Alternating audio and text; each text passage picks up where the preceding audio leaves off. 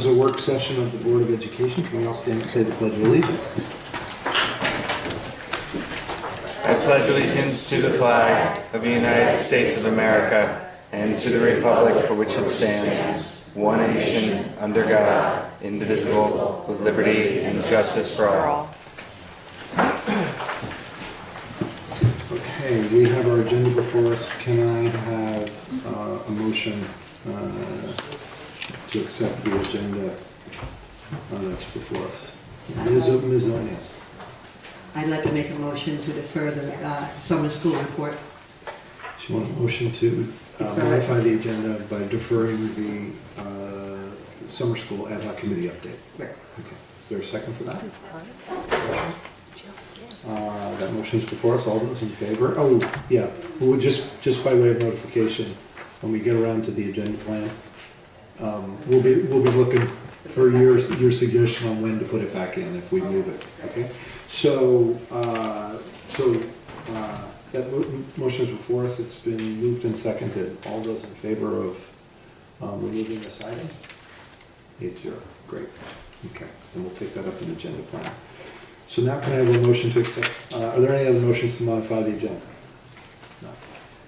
Can I have a motion to accept the agenda as amended? Ms. O'Neill? Ms. Rabin? All those in favor? 8-0. Okay. The motion is before us. The item is before us. Just before we get started, I'll take a little prerogative on behalf of the board. Those of us, all of us, we're really out in schools today to really see action.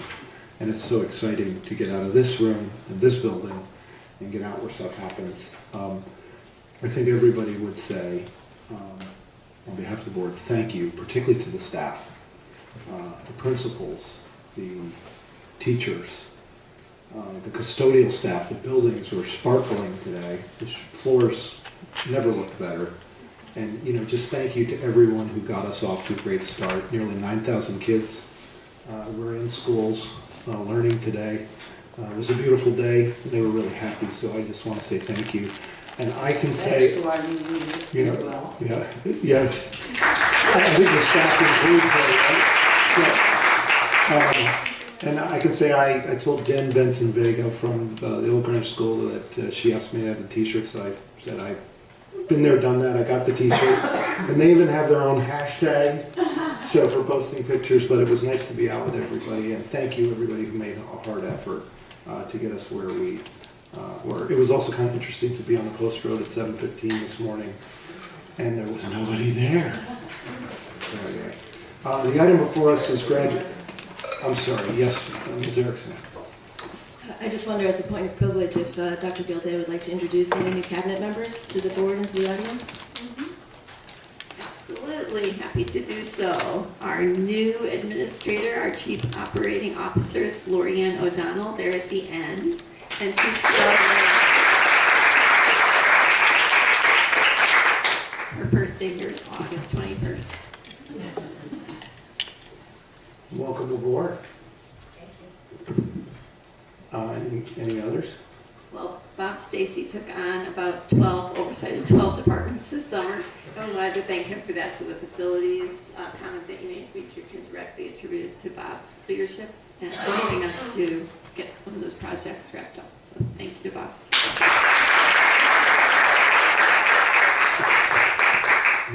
He's still trim and beautiful, out running around all the schools, literally running to all the schools. The guy's an incredible runner. So anyway, thank you, Bob. The item before us is graduation requirements, Dr. Gilday and Dr. Winters. I take it Mr. Piotrowski will be with us too. Welcome back on graduation requirements.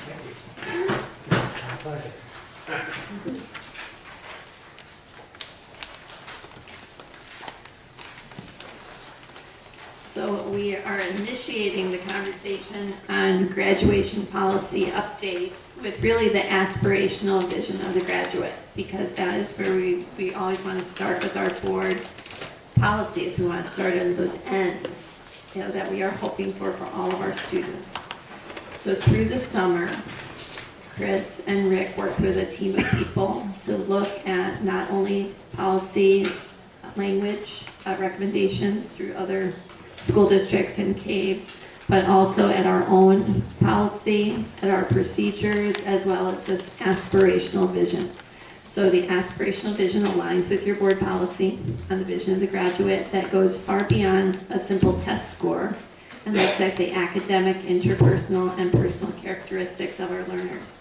In alignment with the strategic plan, we have tiles and metrics that are actually going to be rolled out with data to support all of those areas of the vision of the graduate. So in addition to academic proficiency, we are looking beyond that to the true portrait of the graduate or vision of the graduate, which is actually right now a national movement. So Greenwich Public Schools is actually about 10 years ahead of that conversation. So I'm very proud of all of you for that, and I look forward to realizing this particular end. I think it's an awesome end that the community has set. So as we look at the graduation requirements, we're also looking at state law changes with a 25 credit graduation requirement. We are looking at a state requirement of a capstone experience. So that is embedded into this as well. And then I will turn it over to Chris and Rick to give us some of the particulars. Well, is this on or? Yep, you don't have to push. So the, pretty much sums it up. What we did was take the existing policy and rephrased it to some extent. We still have the same major components, credit requirements, district performance standards, and then adding the capstone experience is a new twist. And then the credit requirements are decided by the state. It's still at 22, with the 25 having been pushed off now to the class of 2023. But all students would have to earn the credits as approved by the Board of Ed in the right distribution, same as before. The district performance standards, we tried to flesh those out a little bit, saying that there were essentially 4 types of performance standards that we would entertain. The first being standardized assessments having to do with our high-stake testing. Second would be additional standardized measures, which would be other assessments, all standardized but not part of the Connecticut school day testing or the Connecticut science test when that does come out. Third would be a performance task. This is akin to what we used to call our student portfolio. The portfolios the students would use to demonstrate their proficiency if they were not successful at either the standardized measure through the Connecticut school day testing or the alternative, the additional standardized assessments. And then fourth would be the capacities of the vision of the graduate.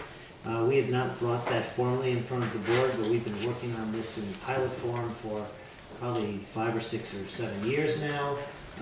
We are rolling it out with the class of 2021, although it's not a requirement until the class of 2023. This seems to shift every summer at the state level. It's about the 4th time that it's shifted, which is why we keep piloting, but I think at this point we are ready to present that to the board, share what exactly that looks like, and ask you for your approval going forward on that.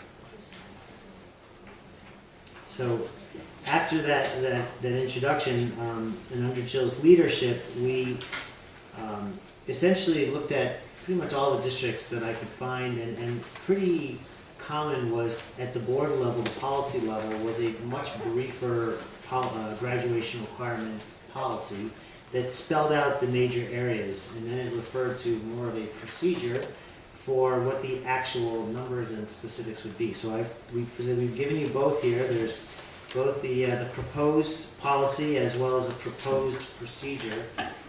And I would not be presumptuous to assume that any of this is approved by or acceptable to the board, which is why in my own version a lot of this is in red to say these are points that we need to discuss with the board in terms of the levels that we choose and whether you want to have certain aspects of it in the actual document or not. And then we did get a few questions from Ms. Raven, and we could address those now, or we can... Why don't we do that? Okay, so It'd be helpful if we can get let's get all the information on the table, then we can start with questions. Then we can start with questions or comments. Okay, so your first question was, can you provide an example of the type of assessment or an assessment question that would be part of the JHS performance task? And I'm not prepared to do that tonight. I got the question this afternoon, but what we would do, what we would hope to do if the board approves of us using the performance task, would be to go back, look at what we've had in the past in English language, arts, math, and science. Reading, writing, math, and science is how we break it down. And assess that, and we can then bring back some samples to the board. I'm sorry I don't have those prepared tonight. The capstone essentially, and there's a little bit of explanation in what we shared with the board in this document, but the capstone essentially is our effort to measure the vision of the graduate, the 13 capacities. We have a rubric that is at this point been in use for a couple of years. We think it does a nice job of rating a student from a 1 to a 3 on each capacity. We have a system now in Aspen where we can collect student scores and we can show each time they attempted to master a capacity and what their highest score was. And we're ready to report that out to parents when we decide to finally make it live. We have handbooks that describe this whole thing for students and parents, as well as staff. Essentially, the tasks involved with the capstone are tasks that already existed in the Greenwich Public School curriculum. And what we did was each department essentially owns one of the capacities as an initial go. So that's sort of the assured experience, usher with an A, experience that all students will have.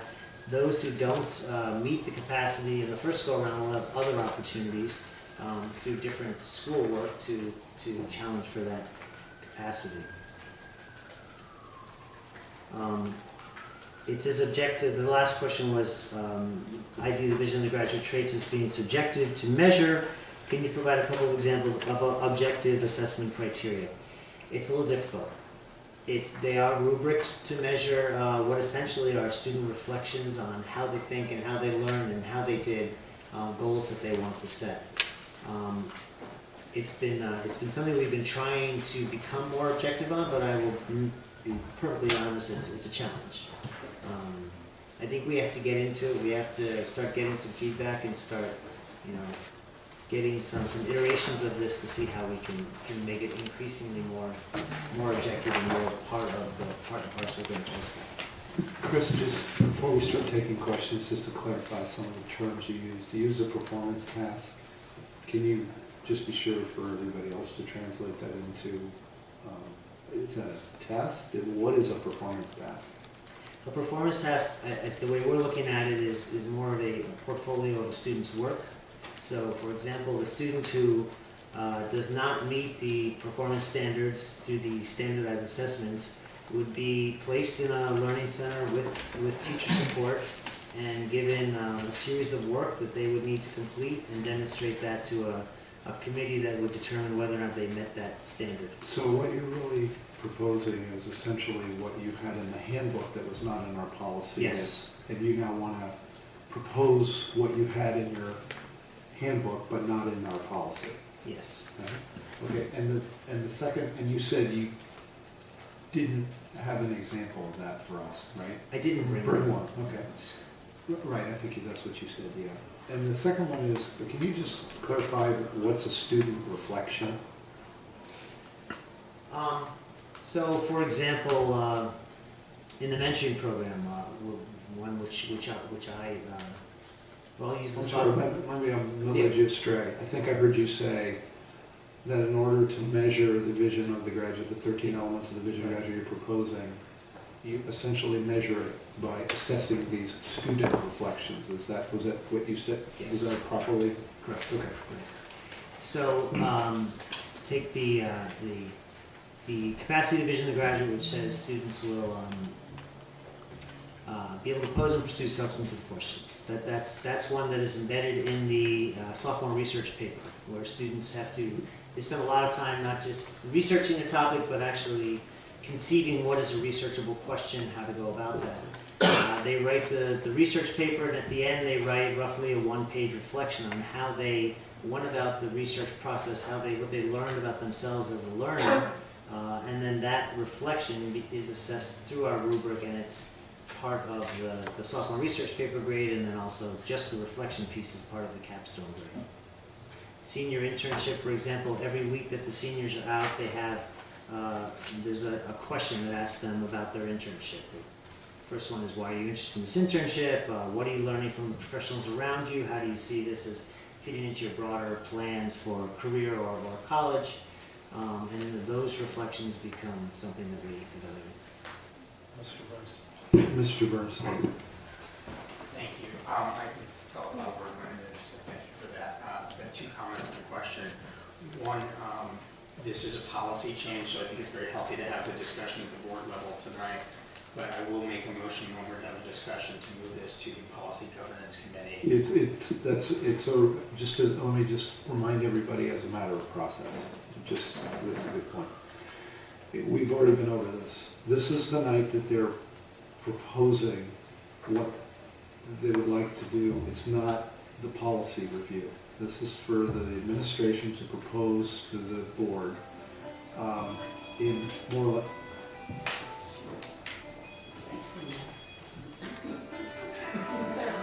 No, that's all right. More or less so we can get the concept and the content understood.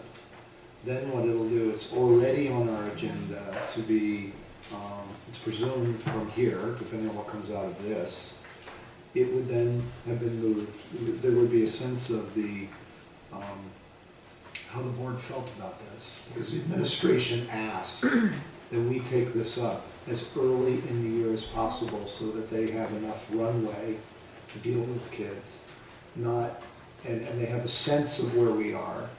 It then, based upon what the real proposal is, it is already scheduled to go to policy governance. It is already on our agenda to come, presuming it will come out of policy governance on a schedule that will have this ratified, so to speak, two reads and then a vote at the end of November.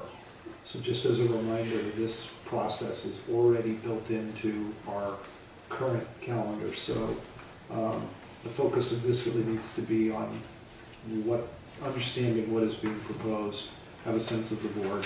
Also, it's a sense of the board so that the Policy Governance Committee knows what the sense of the board is.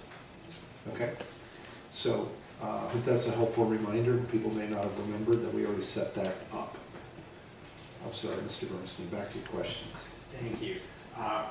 The next is a comment, unless you're prepared to answer it tonight, but I think one of the things we wanted very early in the year was also an update on where our current students are, especially our seniors, against our existing graduation policy, because we were dealing with that in the spring, and I don't think we want any surprises.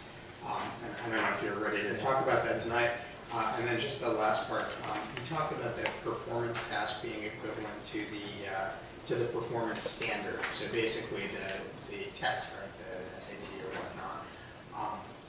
I haven't looked at the state law for the requirements, but how does that match up? Is that something that the state law allows room for, so we can actually say this is equivalent to getting this grade on an SAT verbal portion? Well, I'm sorry, can we Just clarify your question. Can you repeat that question? Sure. So the way that we're talking about the performance task is that it would be in lieu of having demonstrated mastery on one of these standardized tests. Oh, So okay. I wonder how that is treated under state law. Is that something they anticipate? Is that something that we've just baked in for years and years and we're doing that in practice? But I want to make sure that we're meeting whatever the state standards are and going beyond that.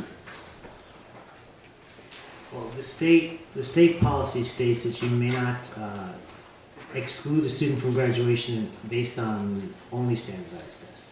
And they ask for an alternative to standardized tests in the case where students do not pass that. That's where different districts have interpreted differently.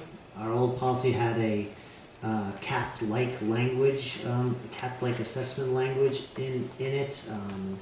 We have been using this portfolio. We ran into the snag in the spring where we realized that was not in board policy, but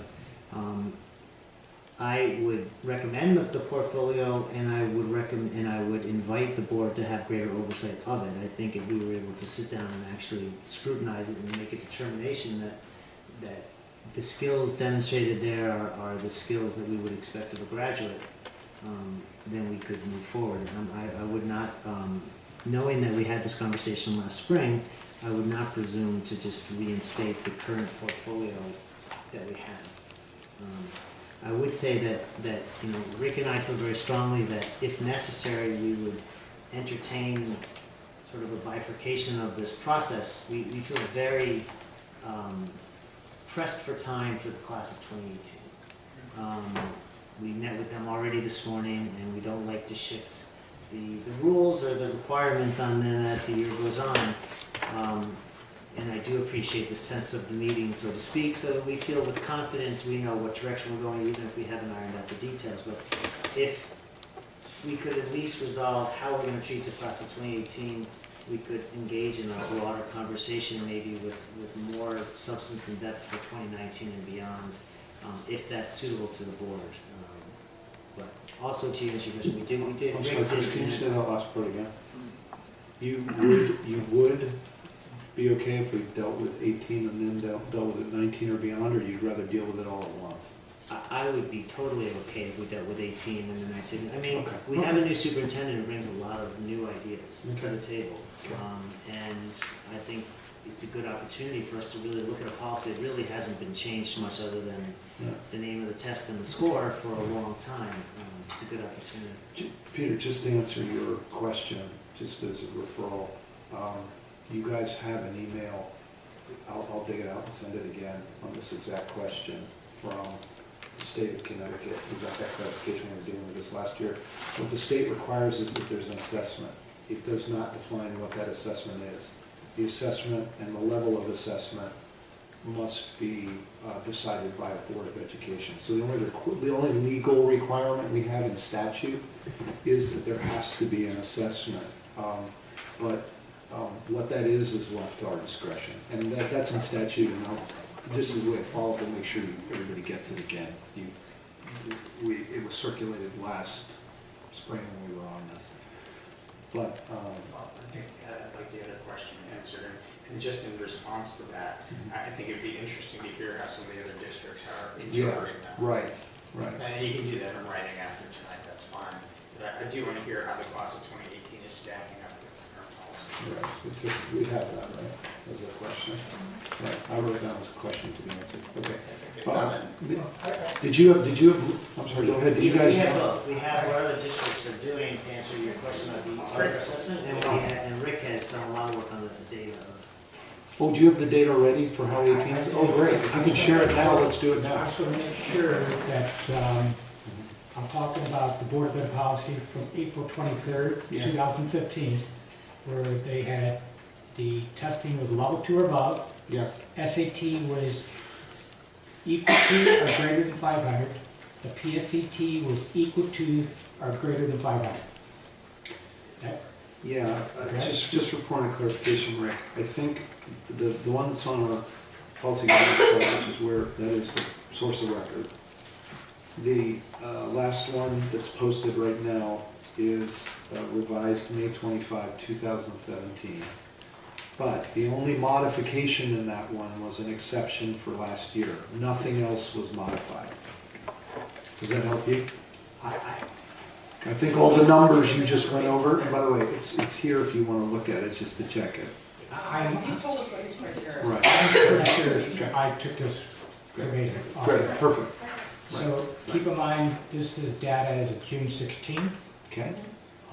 Did not include the May SAT, the June SAT data, the August SAT data that was just taken, not been released to September 17th, does not include any of that data.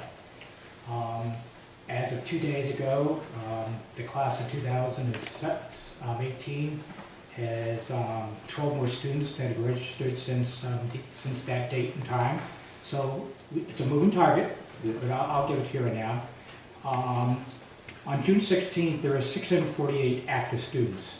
And at that given time, we would probably have about 80 students who had not met the reading goal. Okay. It's approximate now. And then for the math, so this is level 2, SAT 500, PSAT 500, level 2 for the school day, it'd probably be about 90.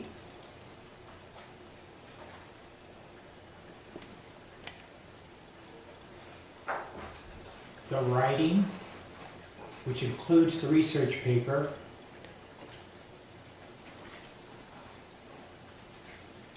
is probably about 13 students. Because I think we had 13 students that are currently still working on that research paper this year. And then for the science, it's 98. Based on the April 23rd, 2015 Board of Ed policy. Can I ask a quick clarification? Yeah, I was just, Rick, did you also used to get that data for us de-aggregated, so we know, because some of those you didn't have a chance to do that yet? Okay, thank you. I'm sorry, Dr. Francis. Does that include or exclude what you had typically talked about as potential students to exclude? So does that include students who may not have adequate language proficiency within that 80, or did you take those out and there's still 80 left? The exemptions that we included in the proposal, this does not include those exemptions. So those would be, those are students who may not be meeting this in addition to the 80. This is good, I think, Dr. Francis, she's saying this is current This policy. includes, This includes them. It's current policy. It's current policy. So this would, So students with IEPs, students that are English language learners. we did not take any of those kids out. They're included in these numbers. So to give you an idea for reading, we had 547 students of the 648 that basically scored a 420 or level 2 on the school, Connecticut School Day SAT. We had another 5 students that scored a 500 above on a non-school day SAT, and we had another 16 kids that scored above a 500 on a PSAT, and we did in that order of priority. I didn't screen these kids out, but there was 8 kids that took the alternative test, but I included that at this point because that was not part of the board policy. The And they CTA. give the CTAA, there was 8 of them, so that's why I came up with my 80. 72 plus the 8. So potentially, if we go look at the alternative test and see where they landed on where they were proficient or not, it could be as low as 72. Thank you. Is that pretty clear? Helpful. Any more questions on that number? Okay, because I'm not recognizing this date who's been patiently holding up everything. If I could just stick on this line for 1 second. So, I'm sorry, I'd just love to know, now that we know what the pool looks like, what is the plan? Have we communicated with students and parents? What is the go forward? We haven't communicated anything because that's what we're here for. We're trying to nail down exactly what the criteria can be so we can move forward with our plan. Yeah, I think, Dr. Gilday, just as a point of clarification, unless anybody disagrees, the train needs to march forward with the current policy until such time as it changes. And I think in the former policy, to Mr. Bernstein's question, it talked about the need for a series of interventions. So I'm sure if there's anything we're doing that's causing that to pause, we probably shouldn't do that. We should just march forward assuming the current policy until we change it. But that really, that's to you, Dr. Gilday. Yeah, whatever policy says, whatever the procedure says, until we change it. I'm sorry. Ms. So Dave. I just to clarify that, we certainly could start the interventions, but now the only way a student could meet the criteria of that current Board of Ed policy would be to retake the SAT. And I'm concerned. Or what? I think we allowed it so that it's a capped-like exam, which meant they could also get there by taking the STAR test, and we have control of the STAR test, and we can administer the STAR test as many times as we want. But that's right? not part of the Board of Ed policy from April 23rd, 2015. So that's my biggest concern, is to bring the students down a track where it could change at a given moment. And in addition, I'm concerned about if we do it by the letter of the law there, we are putting financial burden on certain families because the only The only SAT that's being paid for by the state is the Connecticut school day, and we got students that may not be taking the SAT. They may be taking the ACT from this point on to the college process. So these are some things we really need to take into consideration. Yes,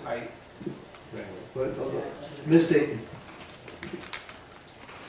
So it's very clear that we need a policy governance committee review. There's a lot of loose ends. I'm not faulting anyone. I think it's a great suggestion you made. I'm not interested in wordsmithing tonight. I'm interested in the board giving you a sense of where they are as individuals, not as a collective. I'm at the top of page 7. Under students who are exempt from meeting the performance standards. Unless I get a really strong explanation, I'm going to have trouble with the third bullet point. Students whose performance on standardized tests was impacted by their limited English language ability. What is your thinking there? I have no idea why they could not demonstrate their competence on a math exam that's standardized or some other way. We use STAR all the time. So can you explain why those students would be exempt? The sentiment, we discussed this last spring, was that what those standardized tests are measuring is not necessarily what they're intended to measure. They're measuring the student's level of English proficiency, not whether they can do the math, the reading, or the science, or the writing that's involved in the standardized test. I did look at Stanford, for example, which uses CABE as its model, and they have an exemption for English language learners if they only for 1 year and only for reading and writing, which I found interesting for math and science. Totally understand. But I think this is a very much broader exemption, and I'm very uncomfortable with it today. That could change. Hold on just 1 second. You were very patient holding up your hand. Do you have more? Okay. Ms. Applebaum.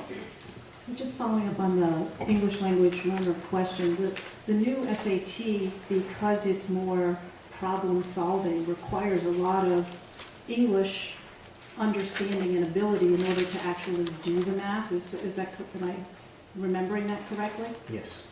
So is there a way to measure?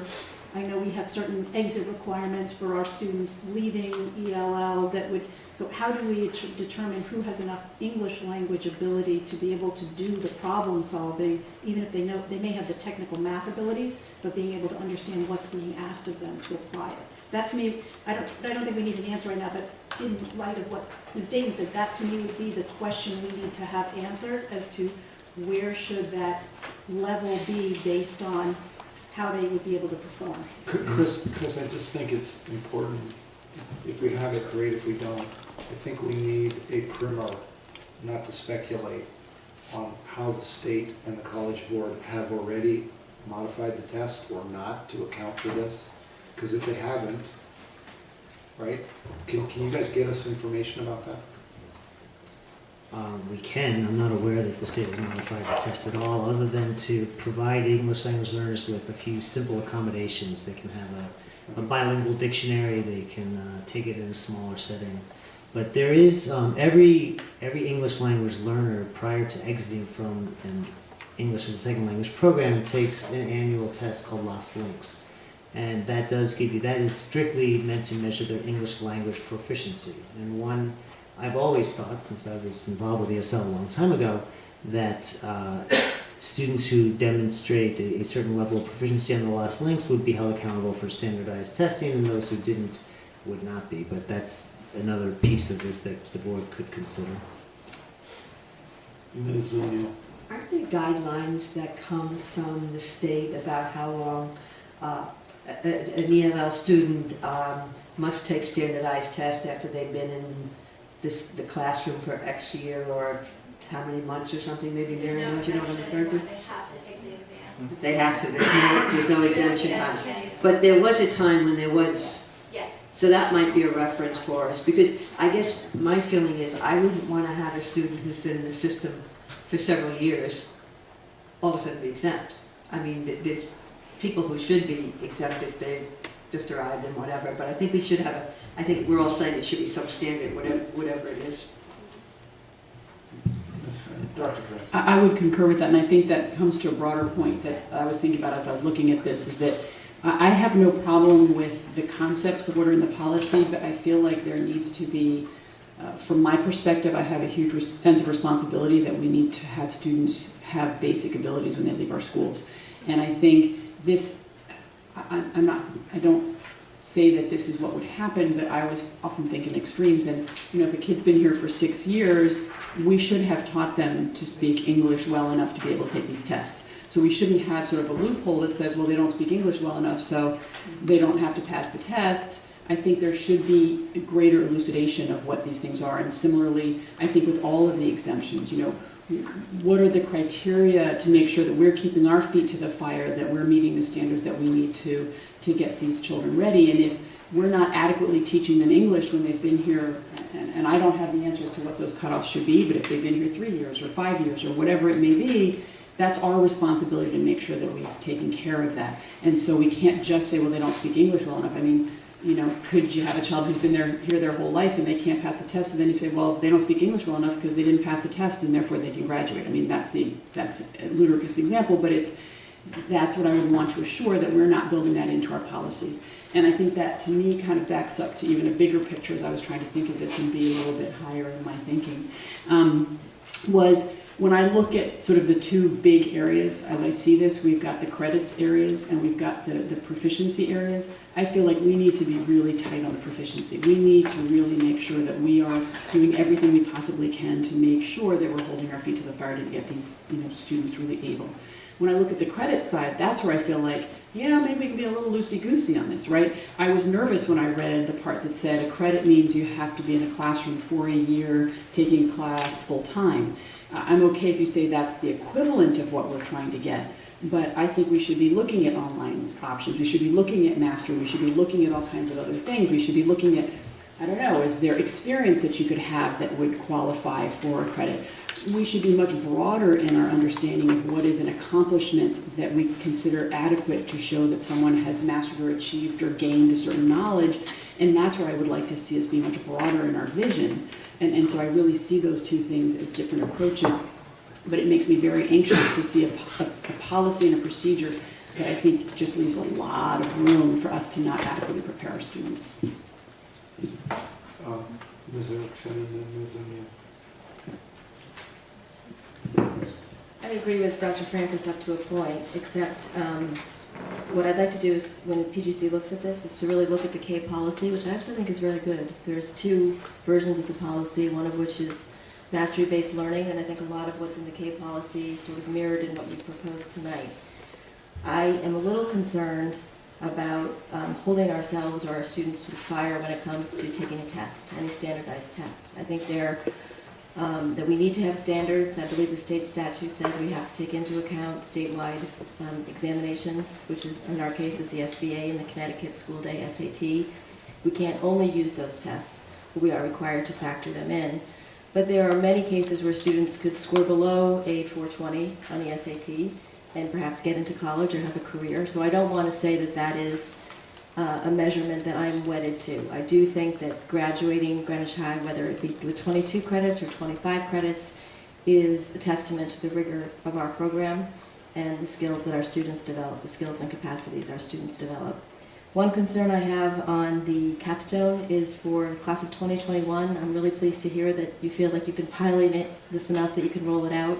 But I don't want to penalize the class of 2021 versus the class of 2023.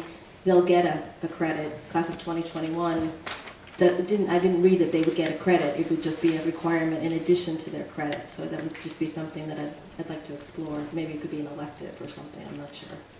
But overall, I support the direction of this policy, having the policy be broad and having the procedure be more detailed. We have looked at this policy every year, because every year the tests have changed, the standards have changed. It's going to change again in a couple of years when CAP Science goes away. So I don't want to be in the same spot every year. We need to figure out a way to solve that dilemma. So, agreeing with Dr. Francis too about the idea of attendance, because I know in the original policy it said the senior must be in attendance the last semester, and then I thought we had changed, must be registered. But now I don't see it at all in the policy, so I don't know if we want to intentionally drop that or that was just fell through the cracks, whether they should, because it used to say they had to be in attendance the last semester. Then we said they should be registered, and now I don't see anything, so I don't know where that all things. But the other thing I think is a good move is to standardize our procedures, because we did have a policy and everything else was sort of written, I guess, in your policy book or your handbook, but to have it actually the procedures as part of the policy book for the board now, and that might eliminating have to doing a lot of changing every year if the policy is broad, but the procedures are specific and they can be easily changed. And the thing that I think that I'm most anxious about with this is, when do we notify parents that their children are not keeping up? Like even in the beginning of ninth grade, end of ninth grade, do they have the credits to move on? Because if they're behind in ninth grade, not likely without some kind of intervention on the part of the family or the school that child's going to make it up. So I would like to see when and how we notify parents and who codify, so that we know in June if some child is not graduating that we've done everything that we possibly could to help that child graduate.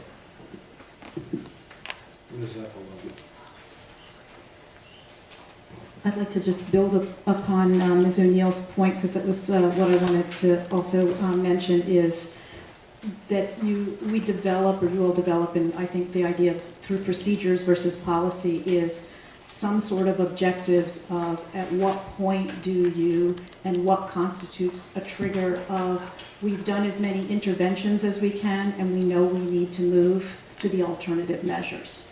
So, might meet with a student and their family in ninth grade, we might meet in 10th grade, but by 11th grade we presume that for various reasons the test scores aren't going to happen, we need to shift to the, what do we call it, use the capstone, the portfolio, the performance measure, but whatever that might be, but have it be somewhat codified so that parents at least would have an idea that, if we come to you the end of sophomore year, we come to you the end of junior year, and I think that's really for you all to determine what are those appropriate touch points, and that there be clarity for families that they know when and where those touch points are and what will trigger what options and whatever might be decided.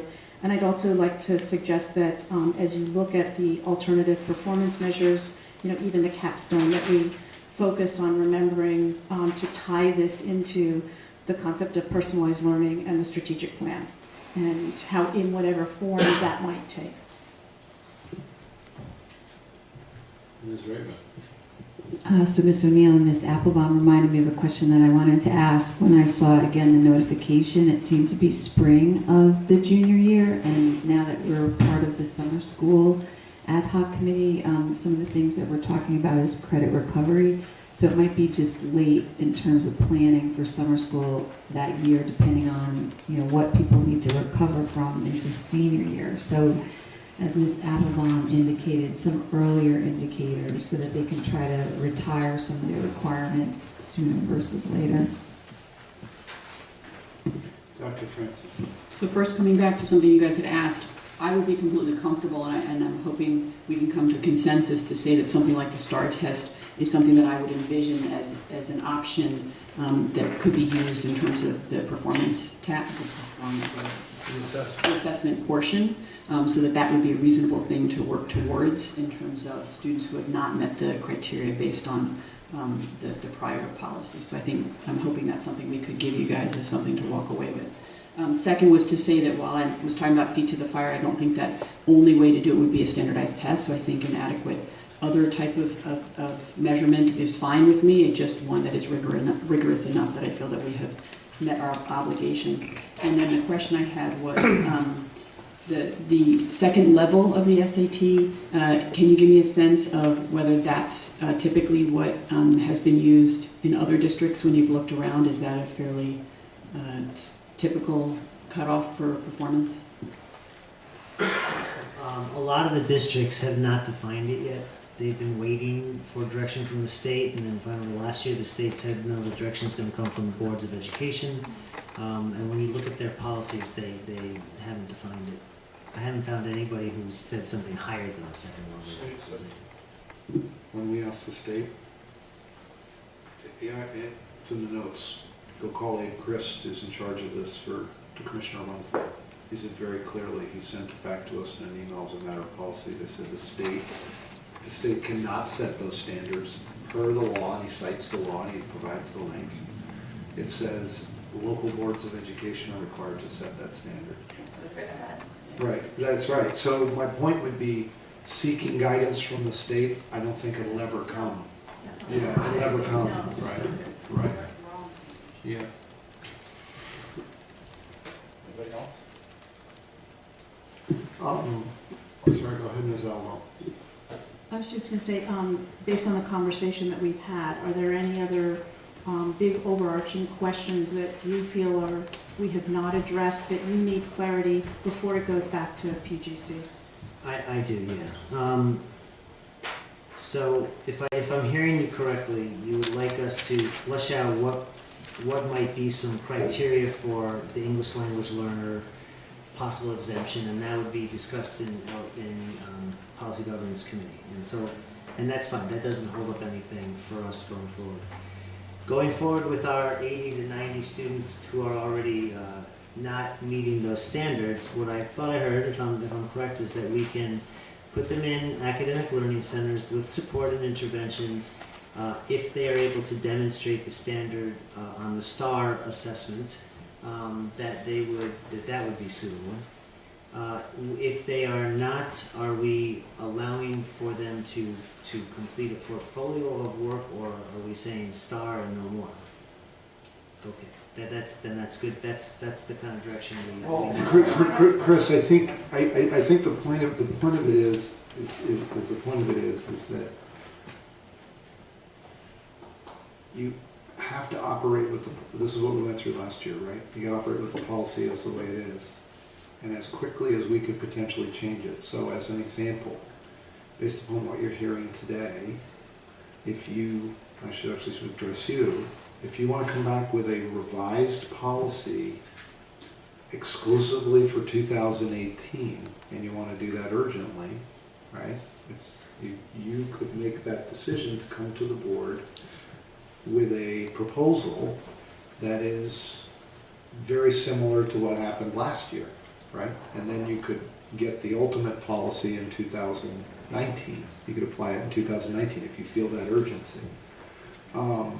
But I don't mean to sound like the policy czar. I think the learning out of this last one is until we get it all the way through policy governance, or until it's completely modified, you can't rely on the change. So, but the last iteration, the 2015 one that Rick cited, would allow us to use STAR as yes, and that's the point. STAR, I think we got a little confused here. Because you already have that in the policy. It said cap-like exam. So you have the flexibility to use other normed kinds of tests. That's what the policy says. You already have that authority right now. You don't need more authority from the board to be able to do that. But I think your question was, if I heard you correctly, is could you go replace one of those with a performance task that we would have to take board action to accommodate. Now maybe the board would agree, I'm going to take that action really, really quickly. But I think the point to provide clarity, which is I think what you were seeking, is until we change it, you got to operate with what you got. Can I clarify something too? I'm trying to process this. The Board of Ed policy on April 23rd, 2015 basically says level 2, which puts the school day SAT at 420 or above. Yes. But then it has the SAT non-school day as 500 above. Right. I struggle with those not being consistent values. How do we go about getting those to be consistent values? Can we have a consensus tonight that we think that's something we would move towards making that consistent and have it be 420 across the board? I think to the point, Dr. Francis, a lot of these kinds of inconsistencies, last year, I think we came to a consensus to remove, right? But I'm just trying to clarify. It's a great question, Rick. When we move forward, I want to make sure we're identifying the Right. proper kids. Right. And if we can move forward with this idea that I can identify students that on the school day was 420 above, on the PSAT was 420 above, or the SAT was 420 above, we can identify those students that we need to start looking at what are the STAR testing, and the STAR test equivalent that's in here is based on the equivalent of the SAT score being 420. See, Rick, the reason I'm puzzled is I pulled our policy as it exists today, and that change is already in there. So maybe the task is we should all just go back and read the one that's on, because I think maybe some of these changes that you're asking for, we may have already adopted. But I interpreted, I apologize if I'm not have this right, but I interpreted those changes were made only for the class of 2017. So, Okay, by the way, it doesn't say that in our policy. In our policy, it says, as an example, district performance standards, and all of the changes you just articulated are for the full policy. And then it goes on to say, for the class of 2017 only, students who meet at least one of the following, and they mean additional criteria, and those were provided evidence of accepted a postgraduate college or university, all the objectives of the individual education plan, and demonstration of proficiency at 801 on the STAR reading assessment. I'll be very happy. Yeah, If we're on I the think same you might have more information, authority than you think you do. Because I have the data, I have the data for that group too. I did offer Yeah. data for about 4 different scenarios here, and the numbers do decrease. That would be great. Okay. I want to eliminate any reference to a non-Connecticut school SAT. No reference. My only concern about that is then we're going to have, because the Connecticut school day is such a high stakes test for the way we're being represented as a school district here, we're going to have students that have already met the criteria as a sophomore from the PSAT or a junior from the PSAT that will have already met the criteria, and now we got a challenge of motivating those students to represent Greenwich Public Schools to their best of ability. You're saying you want only the Connecticut SAT mentioned, Only the Connecticut. just the opposite of what you were thinking. Only the Connecticut. But that means the test taken at school, not any other SAT taken outside. Correct. And that, Well- Because that's the Catholic exam. The state has determined. well, but they take the SAT just at a different day. It's not the same test. It is. Hold on, maybe we can just be a little But more. how about the studentism in Greenwich High School the year that they take that test? Are you saying then that? Oh, well, There are alternatives listed here. Right, like go take the SAT by yourself and tell us what the score was. Yeah, I'm sorry, where are we going here? Because I see a lot more hands. Ms. Erickson. I think the SAT should be counted wherever it's taken. But I think maybe I'm in the minority on this. I don't believe that we should exclude the portfolio option or the performance task option. I think that we all recognized our policy and the course of study guide wasn't in sync for a while. I think we all knew about the portfolio option. I don't think it's a bad option. I think that it can be rigorous, it can be defensible, it can be an opportunity for students to, who otherwise, for whatever reason, don't test well, or who don't have the opportunity to take those tests to meet the standard. So I am not against keeping the portfolio or the performance task option for the 2018 class. And I would just as soon put a deadline on us. We've been doing this by dribs and drabs. I'd like to get it addressed for 2018, but I'd also like to just get it done. Me too. Is there anybody else you? I haven't spoken yet, but why don't you go? And Yeah, I'll go last. I'm just gonna echo what Ms. Erickson said about, the portfolio. I think we're all in agreement about it having to have a certain amount of rigor to it, but I wanna be careful that students with IEPs also can demonstrate through their own abilities that they too have mastered the skills necessary for graduation and moving on to a secondary opportunity. And that we address, new English language learners, and that there are multiple ways that just beyond those who happen to be able to take a test. So I think all of the above.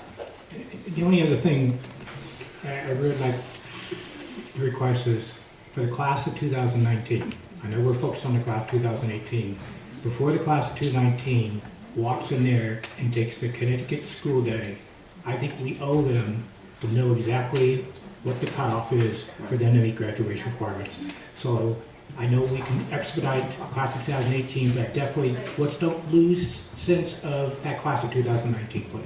Totally agree. I was going to say that when I suggested the consensus of the STAR, it wasn't to eliminate other possibilities, but I felt like that was something that as a board we could agree on tonight, that the STAR, the 420, those kinds of things I think are fine.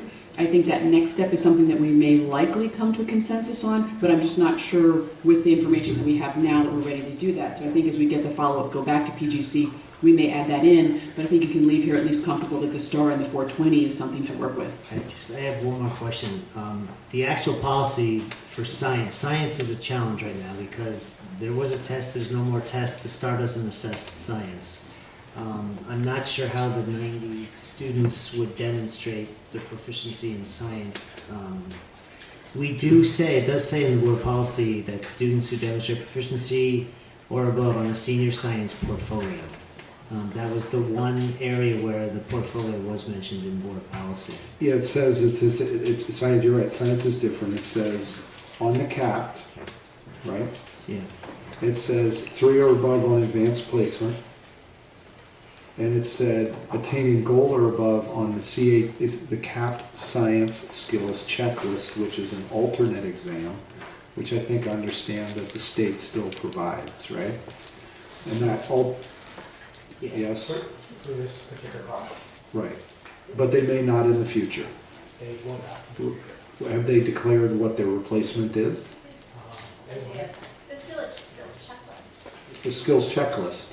I thought the capped is disappearing.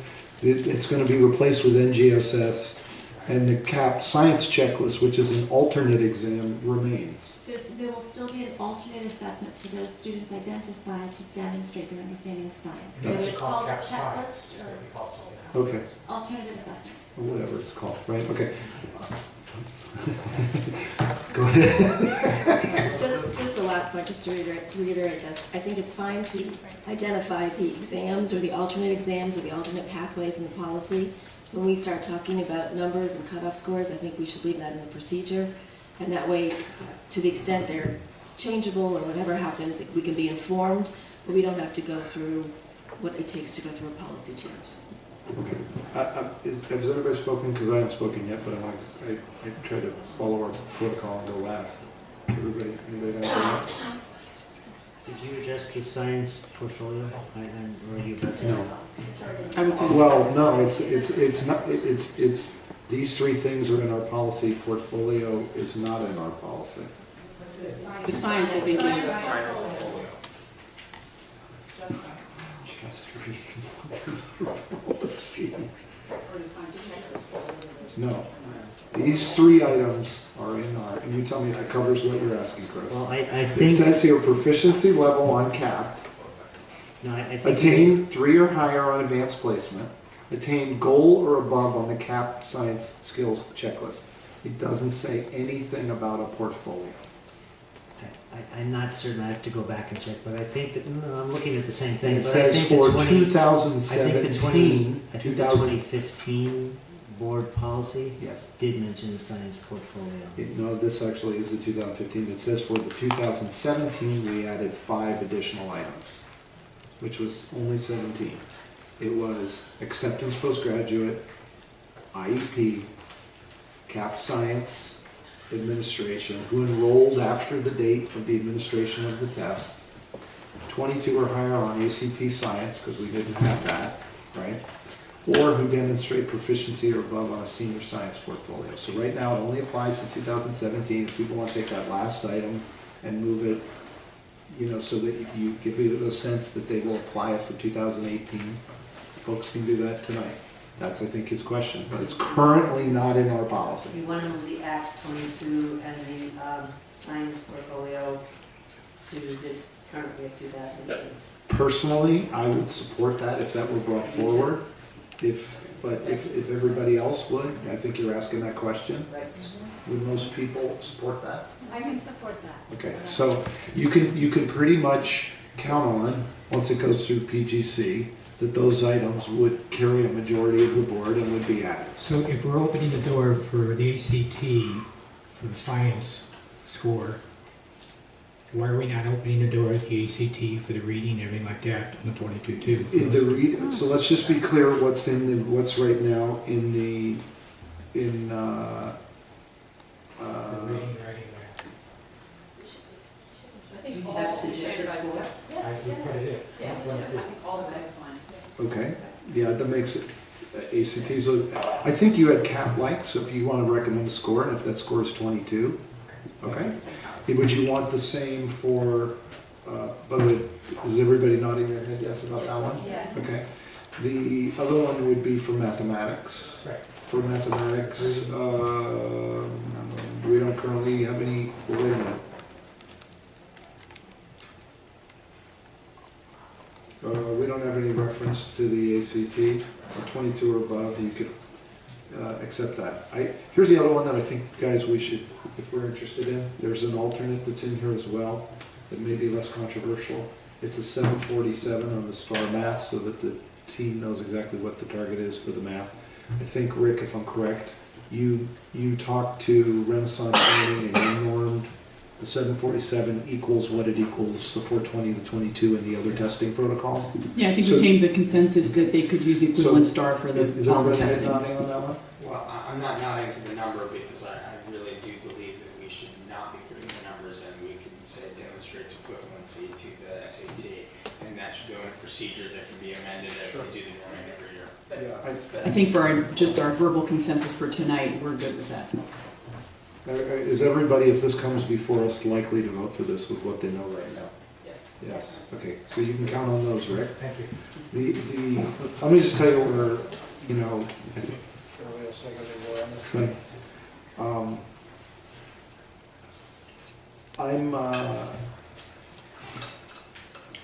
I get here a little differently. I think we have as a 20,000 foot strategy, we're trying to get kids to proficiency or higher. Okay, like it or not, we've made a decision that we evaluate that generally in the district by series of some kind of assessment, generally one that's normed, so that we're not inventing the wheel ourselves. You know, we can have a debate about, you know, is the ACT the right one, is the SAT the right one? I have no idea. But I think to the point that we can say, we're going to assess kids after they've been educated by us or while they've been educated by us, and that we can determine whether or not there's some level of proficiency. It bothers me that we're at level 2 in our policy that is below proficiency. So currently our policy says we will graduate a student who has who's the bar they have to hop over is below proficiency. That just rubs me the wrong way. That isn't, to me, the definition of rigor. But I can live with our policy as it is because I don't know what happens if we move the thing to proficiency, which, by the way, is a state standard. The other thing that makes me a little uncomfortable is it troubles me a lot. The idea that we want to essentially I want to graduate everybody. I don't want to graduate everybody by lowering the standard until everybody can hop over. And I think we engaged in that a little bit last year. It makes me very, very uncomfortable to do that. I would not be willing to vote for that unless I got some assurances that the interventions that were needed or we were only doing that for students who, as Dr. Francis was saying, you could legitimately, they've been with us for a very, very short time. I did think last time we got into a scenario where there were kids who were with us a long time. And I had to swallow hard in supporting those kids to accept that policy change where I think there were some kids who, maybe we had let them down. There weren't many of them, because I think by and large we do an excellent job with very great rigor of educating kids. So I'm a little uncomfortable with this idea of adopting the portfolio as an alternate. I would need a lot more information, because it seems that portfolio jump over seems to apply only to the kids who can't get there another way. And I really need to get much, much more comfortable with what that assessment looks like. I don't even think we've ever really, an assessment by a set of teachers of a generalized portfolio of work over 4 years is way too vague for me. It doesn't make me comfortable how we do that. So I would like to hear a lot more about that in the proposal. The last part is, I agree with the 13 skills of the vision of the graduate. I'd like to see that though, I've said this before, I think sometimes the stuff we do in the high school tends to be a little bit of an island from things we try to look across the whole district. I would really like to get, and I think someone told me something was sent to us, a much better understanding of, we've talked about how to measure these skills because they are outcomes. We are looking for children in our strategic plan. We do have talked about an entire dashboard and measurement system to be able to get there. I don't like the idea that there's kind of a separate universe of assessment that may not connect very cleanly to essentially what we are trying to roll up to look at the whole board. And I think Phil Dunn can fit all that together, but I would be uncomfortable approving a change like this until I understood deeply how it was going to be measured. I know you helped a lot tonight, thank you, Chris. How it would be measured, and then how it would fit back into our overall measurement system. So other than that, I will tell you, I do support changes. I would like to, this will be my last point, I would like to deal with this all at once. I would not like to see an 18, 19, then 20, 25. I'd like us to deal with all at once. There is one thing though I will ask policy governance to absolutely run to ground. I don't know that we can delegate the authority under the state statute to the superintendent to select what the levels are in procedure without the board being involved in that. I would like to see us though do that in a way that sets it up so it says proficiency, maybe it says proficiency or what have you, and then someone else can figure out what those numbers are after the fact. But I think, if I recall, and we'll find out from policy governance and legal, I think the state statute doesn't, it says the Board of Education must do that. It's like you got to approve curriculum, right? So we may not have the authority to delegate it down and say... They can pick the numbers and run it by us, because they're the authority. They know, Phil and everybody, you guys all know what numbers I'm sorry, are Barbara, appropriate. I'm sorry, Barbara. And then Let let me just finish. So what I would ask is when that comes, I think we need clarity from the town attorney on what our obligations are and what our obligations aren't, and what we can delegate and what we can't delegate. If we can delegate it all, I don't think we need to go to the town attorney. I think it's pretty well, clear. every policy is reviewed by the, right? If you'll consult Cave, you'll get an answer in 15 minutes. That's right. And you got Mr. Mooney's book, so I don't see making this. Whatever I want to. That's. We'll get another be sure. answer. Okay. Anything else on this topic? Okay. Thank you. Thank you.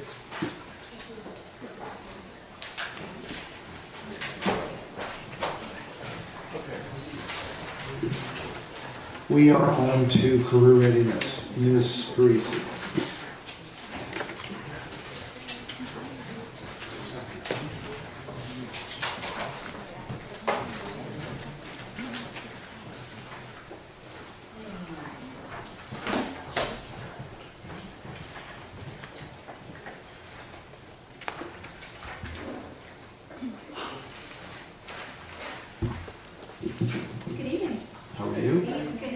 welcome back. Happy New Year. Yeah, it is Happy New Year, right? Yes.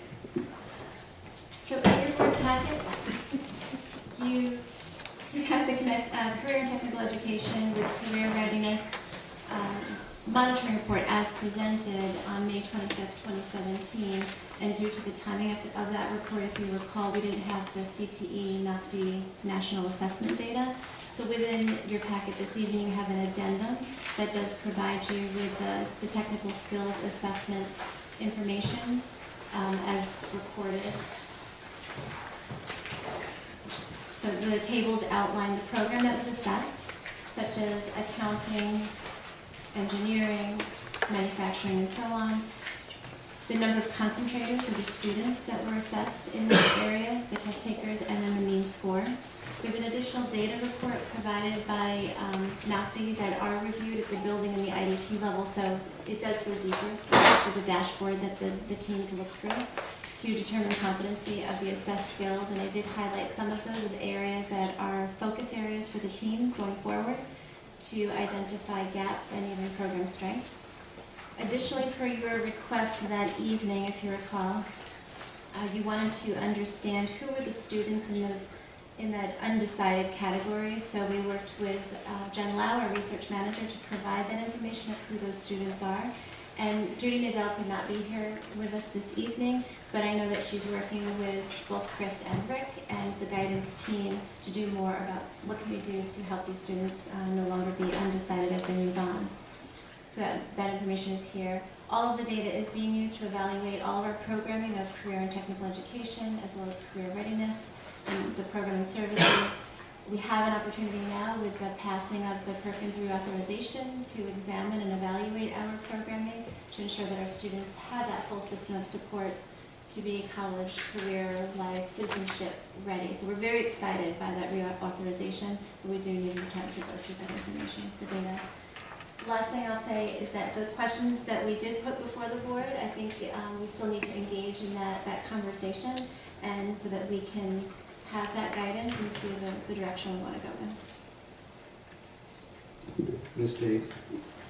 I have a number of questions. Thank you very much for the data. Specifically on the data, I'm sorry there's no page number, but whatever page you have that shows the mean scores, the state cut score is 65, right? So are there any consequences for not meeting that score? Any consequences of any kind? No, not at this time. It's an interesting assessment because it's required. It's part of the accountability for receiving Perkins funds. So we have to participate. So obviously we're not happy with the numbers that are produced and the way they define a concentrator. They have to have a concentration in that particular area. But as they indicated in the monitoring report, we do have some challenges with the scheduling to where students need more than just 1 year of that course to be determined as a concentrator. But again, the state allows us to identify the kids and they participate. So the question is, are they having enough time with the skills in the class over 2 years and the application of those skills to then be assessed against this particular assessment? It's a challenging assessment. One more question. This is not for tonight, but as you know, I'm extremely focused on creating a new career tech pathway in information systems, and when in general will you touch base with the board? So I apologize doing this to you, but there was a previous addendum that we had in the May 25th, so I can certainly, I'm going to refer to that because what we did in that addendum was to align what's in existence right now that we provide against all of the pathways. Yes, I remember. So it's this particular chart. So we have some in the information systems and technology. So we were trying to assess where are we now, what could we elevate, and I think that was one of the questions too. So that direction is helpful, but we need to meet with the team and Dave Walker, who's in charge. So of the that answer too. is we don't know quite yet. Well, When we can touch base. I can work with Dr. Gilday Okay. and determine when we want to come back to have that discussion. I think we're going to have to come back. We're going to have to come back to your tonight. Talk about your questions and Okay. how we get those, because it sounds like, correct me if I'm wrong. What I'm hearing from you is we need some input and feedback before we go take more action. Correct. Ms. Rega?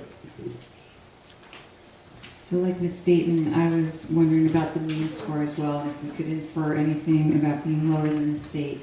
And then we had that phenomenal keynote speech on Convocation Day where he talked about skills and robotics and artificial intelligence. So like Ms. Dayton, who's been talking about coding a lot, you know, I want to echo that as we prepare, you know, some alternate paths. Another thing he mentioned when I read the report, I thought it missing as well, healthcare. So what we might be doing in a more of a health pathway, EMT, that, you know, that type of thing.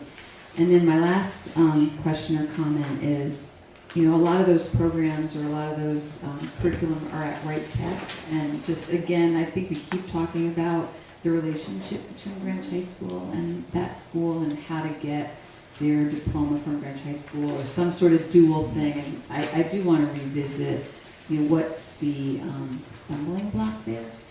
And that's actually one of the questions that we put for the board. Other questions? On CT. So, anybody else on this? Ms. O'Neill? I just wondered if we knew the numbers of the students who are involved in any way with the Norwalk Community College or Connecticut College, as you said, you still had work to do with, but also with, I think UConn, taking courses. Do we have any idea? I don't have those numbers with me tonight, but there are articulation agreements with the, so like the ECE program at UConn, as well as. I know we have agreements, but I wanted to know if. I don't have the numbers of students with me right now that are accessing that. So And I just want to echo the idea of how we can get kids to be able to go to these tech schools and still get their Greenwich High School diploma. It just seems that somehow that seems it has to be a solution. And this must be like the fourth year we've discussed this. Yes. Actually, what they said was they would not discuss it until they had completed their 4-year program and brought in each of their classes, and that is this year. So they now should be willing to look at alternatives, but they were not willing to look at them until they had. The Wright Tech principal. I think, Irene, to answer these questions, just as a recap of what the board discussed May 25th. in May 25th. Yes. You know, I can go back and look at my notes. And I did present And we should go back and read the minutes so that it's not the world according to our recollection.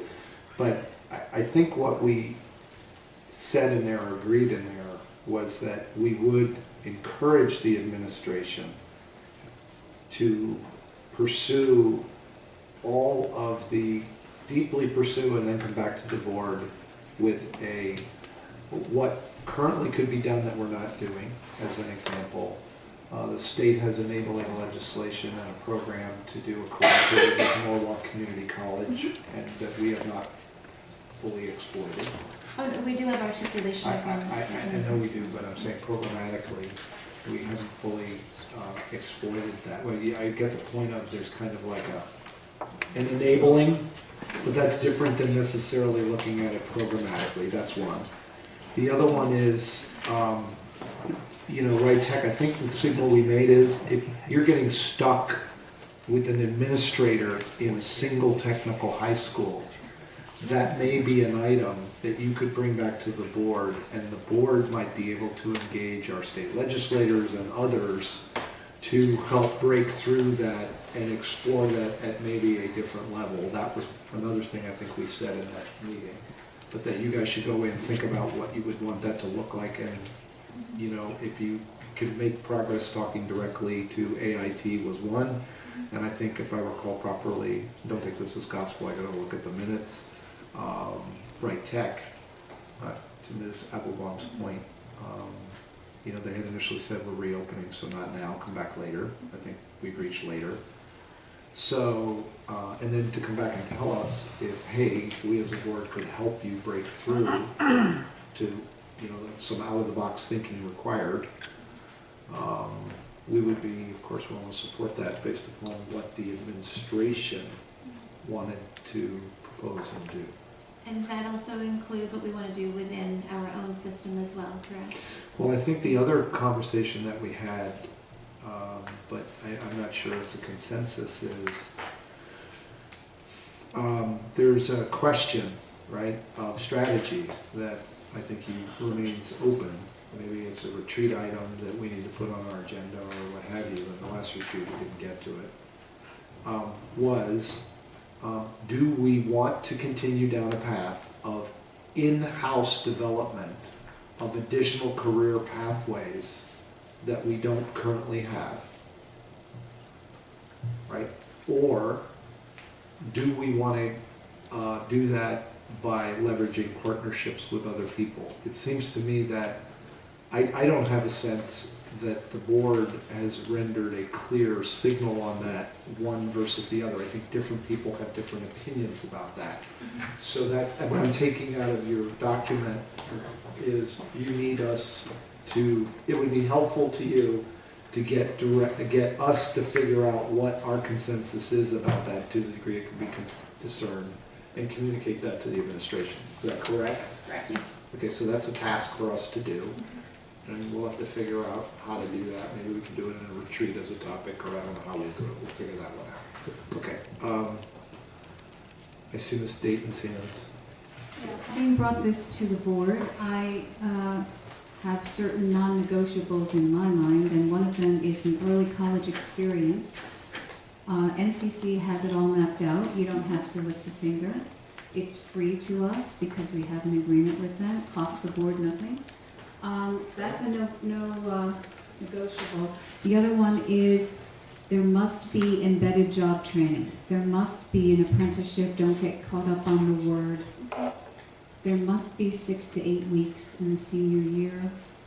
And I'm hoping that the early college experience propels these students beyond what they would normally reach for, even looking ahead at a 4-year college. I hope this is a real accelerator in their development. So that's where one person on the board stands. Ms. O'Neill? Going forward, I'd like to know what the impact of the new consumer-friendly program is at middle school, how it impacted the enrollment in the other electives. Sure. And I encourage you to visit because it's an amazing sight to see. I was at Western today in Central. It was great to see the kids involved already. I guess it's an opinion more than anything. I guess, because I don't have any domestic skills, I wonder why they're still teaching kids how to sew when you... It's beyond fashion design. It's fashion design and textiles, and again, you can see the articulation at high school when we determine those concentrators. But it is so much more beyond. This is also way off subject, but I taught my sons how to sew on buttons. I think there's some basic skills that every kid should have. The students in those classes, they're actually designing their own fabrics, printing out their own fabrics using Adobe Photoshop, and then actually creating and designing with those fabrics that they make. So that is career, it is significant. But yes, I can provide you with information on the impact of those rooms.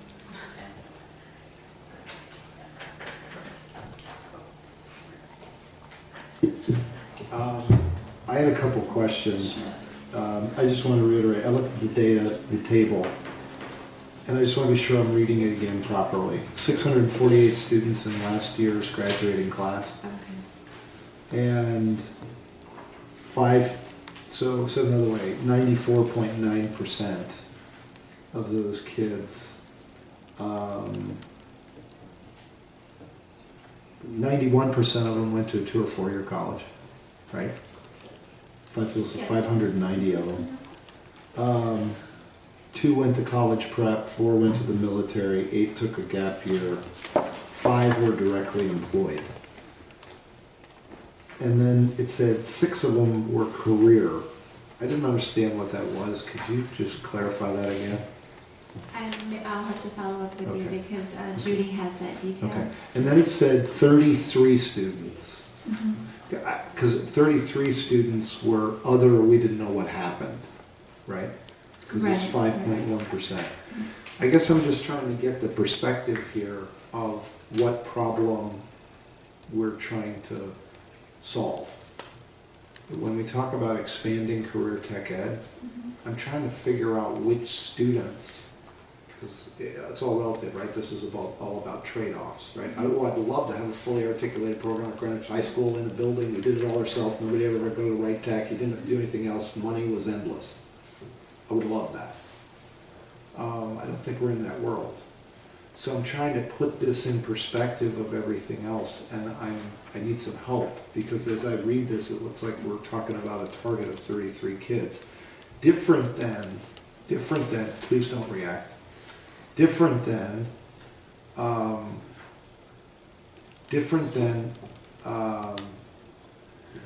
think where Ms. Dayton, a little bit where Ms. Dayton was going, to your point of there's some life skills that are not about career tech ed that we may want to make available to, and maybe even embed in our curriculum for all students. A good example would be there are elements of information technology, coding as an example. Right now we tend to think of information technology or parts of information technology as kind of an elective, a career track.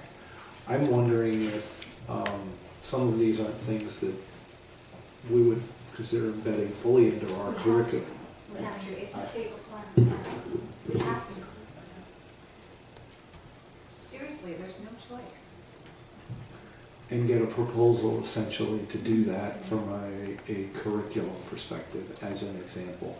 The same was true with some of these other things. Our graphics, we seem to kind of like have this business education, we have graphics, construction, engineering.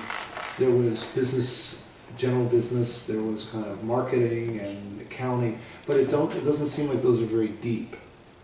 I mean, we have them, but they don't go very deep. So then I'm trying to think about how do you think about this when you're trying to get a kid? Is the goal of career tech ed to just introduce them to him or her to the subject, or is it actually so they can leave Greenwich High School and get a job in that discipline? Which is it? Because if it's to get that one, I'm afraid we're not deep enough. So as I shared in the May 25th report, Right. the challenge is to go deep, to be deep enough to where you can credential and let them leave with a certificate or some sort of certificate. There's challenges that we need to address. So again, that goes back to the guidance. Do we continue to explore that and then come back with that proposal that can create that deep pathway where we have concentrators more than just 1 year? And that can leave with those credentials and have the experiences, articulations at NCC or with UConn. We're not doing that fully to that extent, like some of the other high schools in Connecticut. See, my problem with that, Irene, is I don't know what it takes to do it. I could never answer that question unless I knew what was involved in doing that. So as an example, do you want proposals as to what it would take to really elevate this particular pathway? I'll give you an example, me personally. If you came to me and said, just to expand out one that we have, let's call it child development, or let's take fashion design, right? Okay. You take that out. And I could fully credential that so that somebody didn't need to go to a 2 or 4 year college and could go get a great job in the fashion industry. Let's assume that, right? Directly out of us. You came to us and said, I can name that for $500,000, right? Because we're going to have a tight budget. I'd have to think about it. If you came to me and said it's going to cost $4 million, right, annually, and it's going to require a $2 or $3 million investment in a building. So that would be how I would think about that. I would say, wow, I'd like to do that, but I wouldn't be able to do that. That'd be me personally. So just so that I understand, we can go back and do that work and present the proposals so you have the full understanding of, like, if we were to do this, this is what the cost could be without significant facilities development, and then we can discuss that. I mean, there are some pathways that we've already identified that we have the ability. Yes, it might take some more staffing. It might take some equipment. Yeah, I would say equipment, but we can make it happen. Ms. Halpern. So my question is, how do we look at things from both an exposure and an experiential of, yes, I'm learning math, I'm learning science, I'm learning to read, but when I get to college, I'm going to have to choose a major. And how might some of these career tech, call them CTEs, so not necessarily be leading to a specific credential to go to work, but also providing broader exposure of, if I like, working with kids and I like the law, there's a whole field out there and I could become a guardian ad litem. And how do I do that? It's something I know that my daughter explored when she got to college. She'd never seen it before. So what kinds of things can we expose within existing programs that we are already doing? So yes, we need the CTE of how do we provide career opportunities to potentially non-college bound students.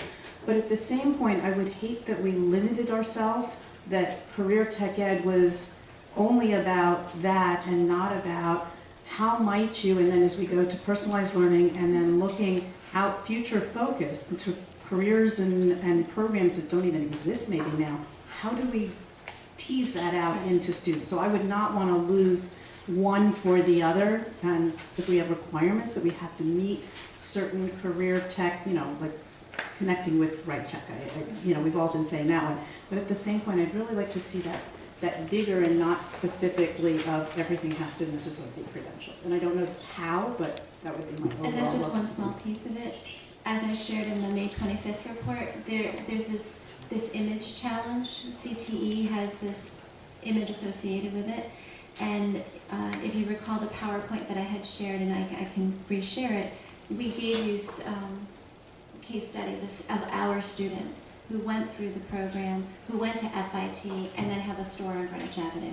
And now our students are coming back and actually interning in their stores. So it isn't just about this blue-collar type of job that they're getting that we're preparing them for. We're preparing them for so much more. So we have to address that image problem. I am exactly where Ms. Applebaum is, but see, this is my problem. I don't understand the mission of this program, right? So if the mission, and this is why it bounces around and I can't follow it, if the mission of the program is to help a set of students explore areas of interest, to help them figure out what they have to do next when they leave us, continue their education, then you would have a program design that looked one particular way. It would be about testing and trying. If you said, however, I wanted a program that was to get people fully credentialed, that's a horse of a different color. Mm-hmm. And this is the part I get lost in this conversation is I don't know that we in the board have ever talked about and said, what is the mission we want for this?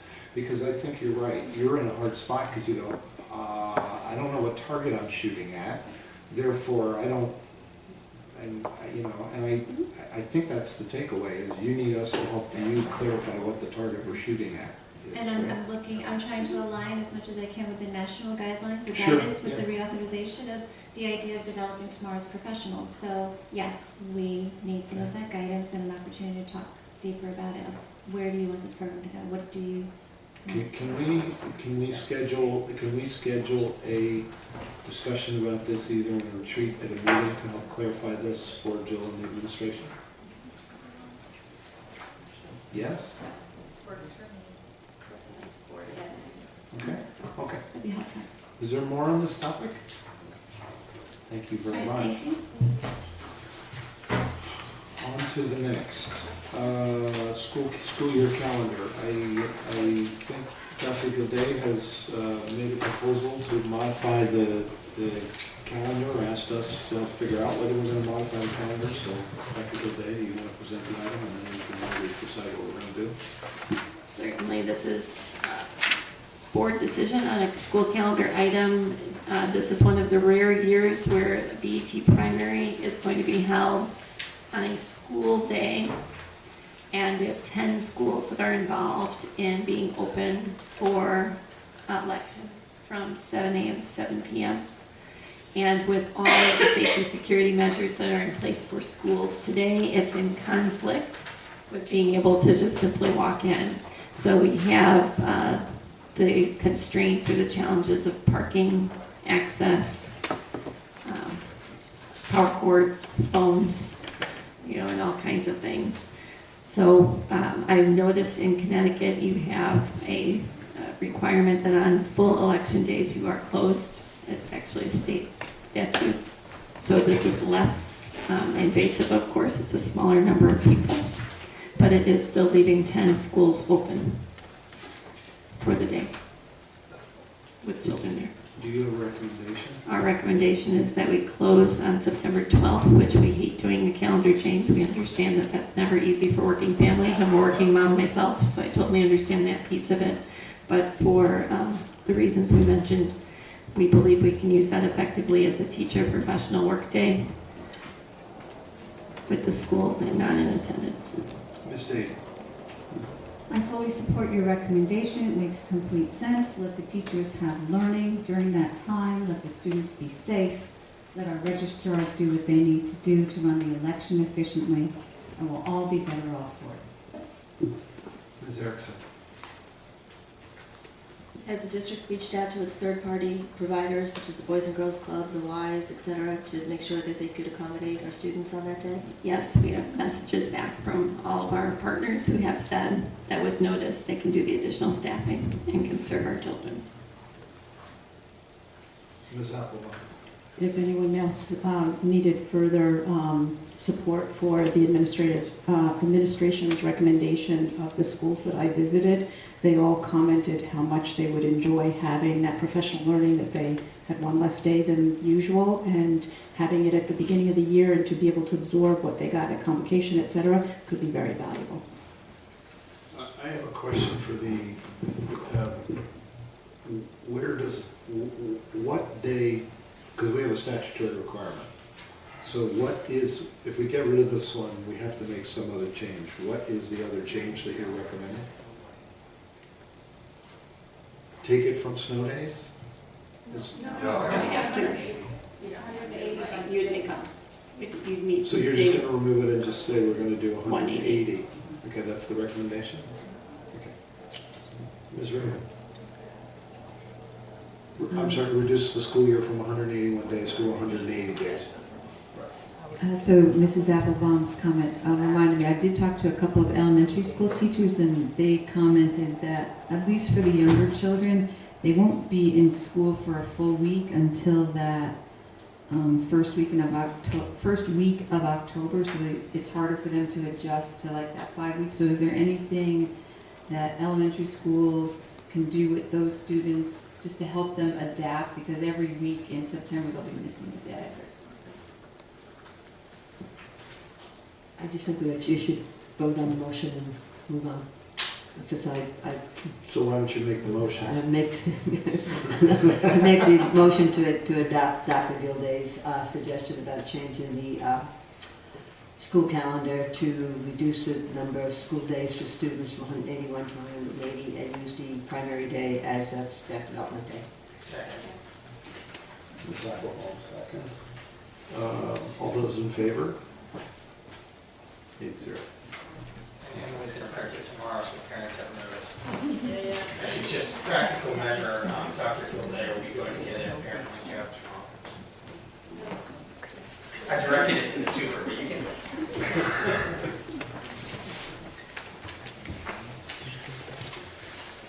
The next item before us is the agenda plan.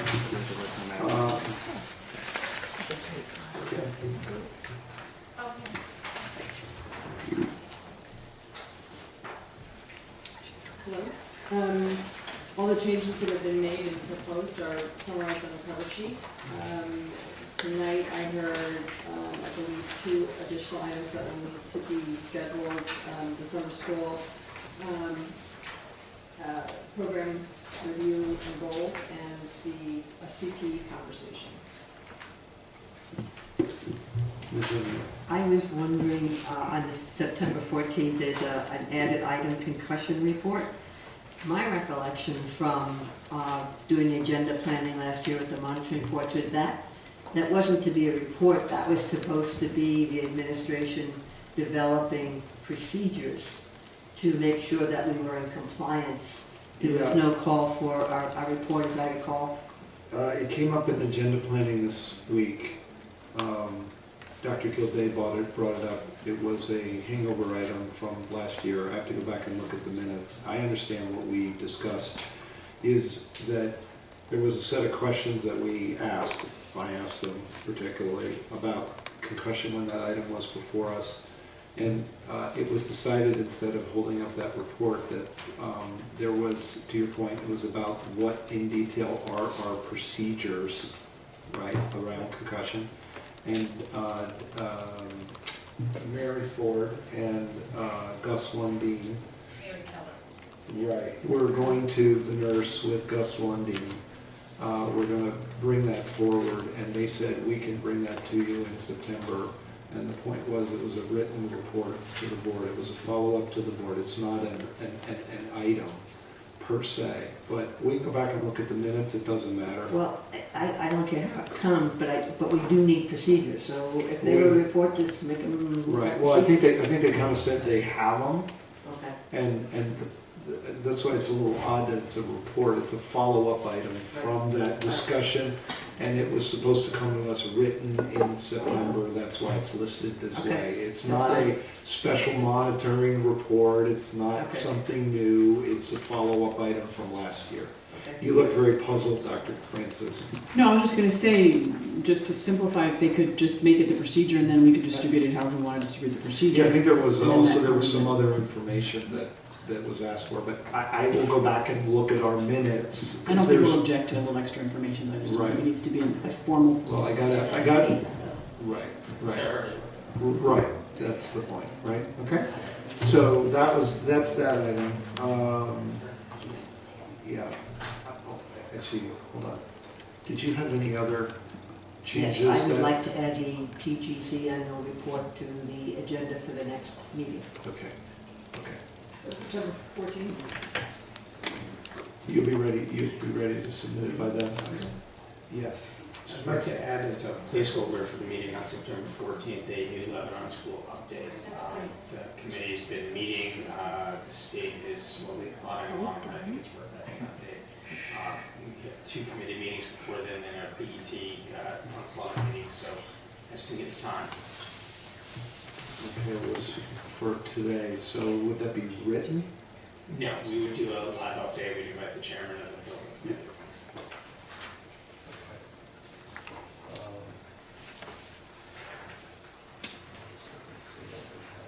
This is 9:14, right? And just to give you my reasoning, he's going to be presenting and has been presenting to the PET all along. I feel like the Board of Ed should have similar information. Yeah, it makes perfect sense. What do we have? Okay.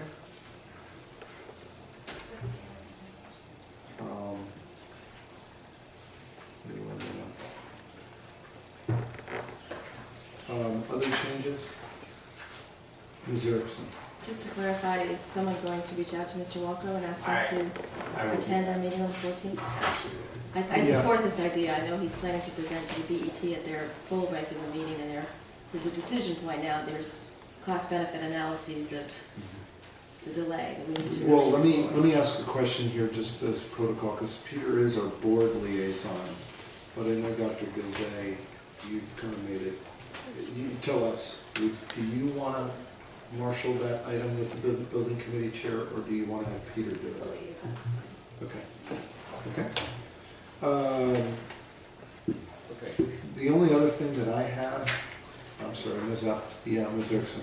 I have one more thing. I'm not sure that it says career tech ed as an action item on the 14th. I'm not sure that it needs to be, so I think we can remove that. Yeah, I was going to come to that one.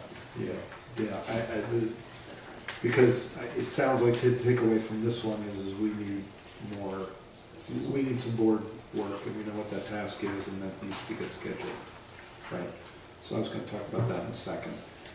The other one is the Havemeyer Field update was scheduled for today. It got moved off the agenda. It's currently slotted for, we discussed in the chair meeting, the other be on October 5. I'm sorry, not Havemeyer. Hamilton Avenue.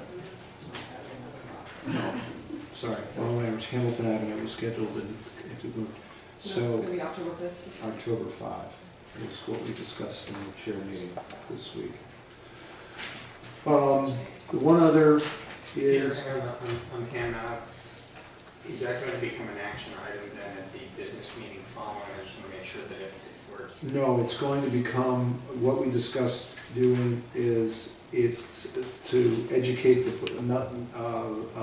update the board so that where we left off last year was that it would become, if we were going to make a proposal, it would become part of our capital plan for this year, so it's going to be handled in capital plan. It doesn't need a separate item. It does need a separate item as an update. What we've communicated to Jill is we need an update on the original proposal that was that the board was interested in, which was, I don't know, $800,000, $900,000, $700,000, whatever the heck it was. That we need an update on that, if that's still valid, and so on and so forth. Meanwhile, Jim Rickey and Ron Matten, before they left, had gone and developed an alternate proposal between the do-it-all proposal that the BT didn't like and the low-cost proposal that didn't seem to meet our needs. But they looked at an alternate that is between that gets us a materially level field, but may not be as expensive. And we asked Dr. Jill Gilday to go get that so that that was presented to the board for the board's consideration, and I think you're working on that. And that's why it'll be on October 5th, and then it'll be us in a position to decide what it is we want to propose or not propose, include, not include in our capital schedule request for next year. Unless somebody wants to go a different way, that's the current path. That's great, thank you. Okay. The one other item I think we need to deal with is just by way of update on summer school. We're doing fine on summer school. We're going very slowly on extended school year. If we had had this item before us tonight, you would have heard about summer school and you would not have heard much about ESY. ESY, we've run into some difficulties getting the support that we needed from the legal department. That's now been resolved. The committee will take up ESY in the month of September. So if it's the pleasure of the committee, the time to talk about summer school is maybe, since we're going to deal with this just when we got the ESY work done.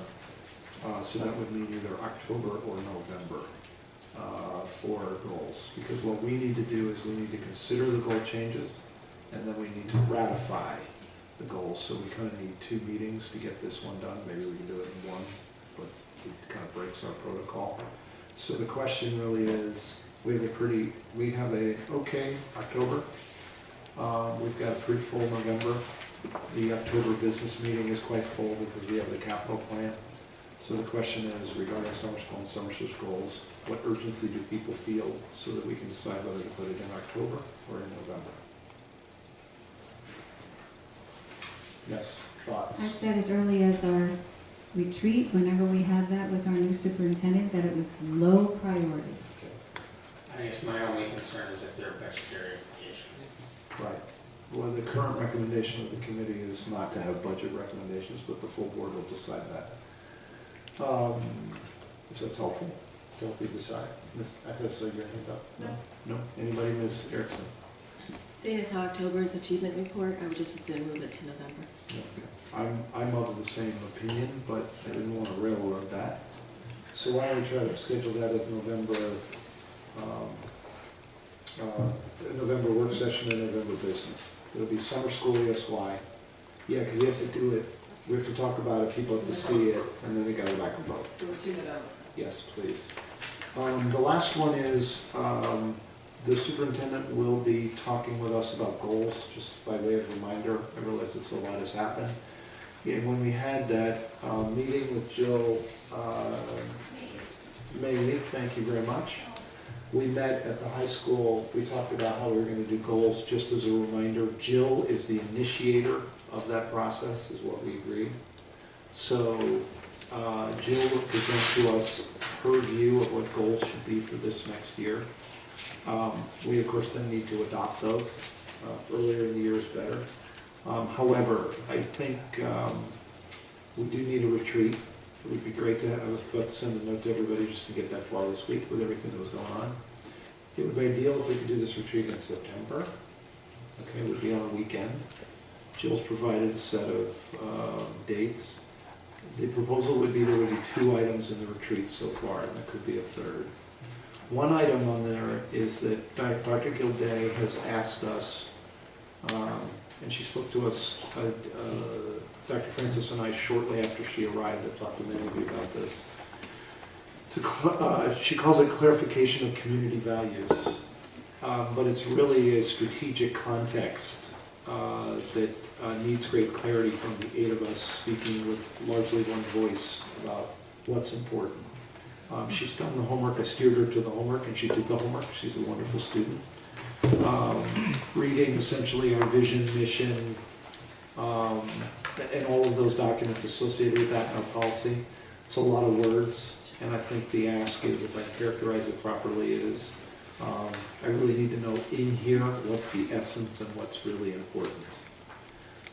So that would be an exercise we would do together with Dr. Gilday in the retreat, and it would set her up nicely to proceed with what's already a reasonably successful superintendency. We want to keep that going. The second item would be to look at goals, if we need to talk about that as a group of 8.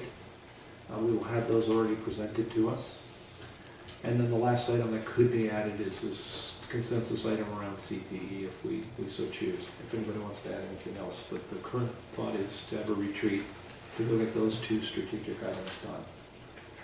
The question becomes, there is a weekend, you sent me the note, I don't have it in front of me, there is a weekend in September that is bagged for you. Which one, is it the 20th weekend? I forget which one it is.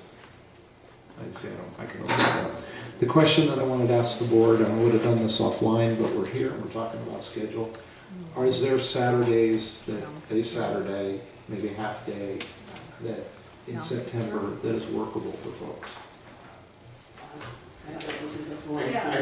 I'm not prepared to discuss that. Okay, that's fine. Everybody asked about the retreat? Yeah, that's okay. I will, so look for a note, and if you could come back to me in the next 24 to 48 hours so that we can settle the date, that would be great. Are there other items in a retreat that people would like to discuss?